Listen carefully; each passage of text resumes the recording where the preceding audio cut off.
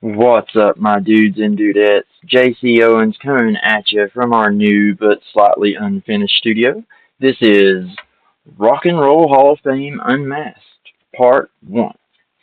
Now, for this first part, I want to start laying out my case for why I think that the Rock and Roll Hall of Fame is a uh, cutout for the CIA and a tool for globalism and social change.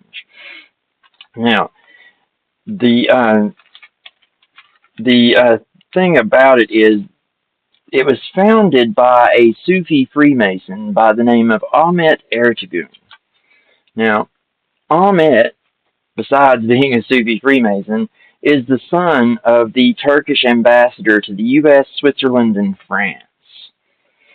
In or around about the 1920s, he started working under the new leader of Turkey, a Kemal Ataturk, who some may know as being responsible for the Armenian genocide.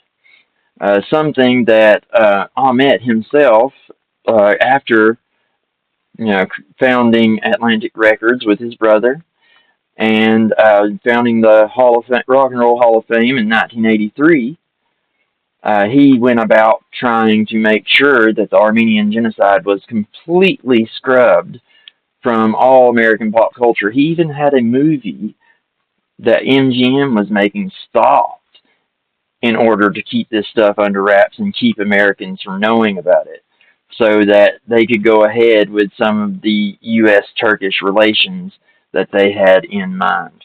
Now, at the same time, he was, you know, hosting jazz musicians at the embassy there in Washington. He's known for breaking down the color barriers and allowing colored musicians to come in and play, even though it was still highly segregated at the time. And that's mostly what people in the mainstream will talk about when it comes to Mr. Ertegun. Well, that is up until his recent accusations, we'll say. That was what they talked about anyway. Now they don't really like to talk about him much at all. Um, but it was he, along with the guy from Rolling Stone, Mr. Winter. I'm sure everybody knows who that is and the kinds of things he's into. Both Mr. Winter and Mr. Ertegun are really close friends with Bill Clinton and people like Mr. Epstein. Um, and that, I think that is very reflective of their character. And the character of the people that found companies, organizations, usually their character reflects in the organization, company, etc. Um, and I think that has an awful lot to do with why the Rock and Roll Hall of Fame is the way it is. Not the reason, but part of it. Another big reason would be the fact that the CIA has been using it as a front for decades. A lot of these benefit concerts that they put on, the money actually ends up getting funneled to CIA black projects, and there is plenty of precedent for this. You can see where what was that song, "Winds of Change" by the Scorpions, that the CIA helped co-write and push in order to help them in the Cold War. Well, like it's the same kind of thing with the Rock and Roll Hall of Fame.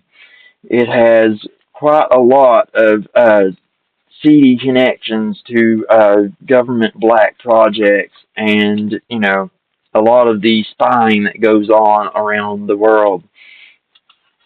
Uh, the book that I had linked in the community posts a couple of days ago, I would really recommend people read that. That is, detailing how Sufi Islam and Freemasonry are connected, how they're similar, and why that will help you understand why they're able to work together so well, and why it's all able to coalesce into things like this coexist movement that you see today, which is just another part of the social alchemy that these people are up to. One of the main things that the Rock and Roll Hall of Fame does is help change society in the way that the elite would like it to be changed. Um, One of the key tenets of alchemy is to take a substance and break it down into its constituent parts so that it can be recombined in the way that the alchemist would like.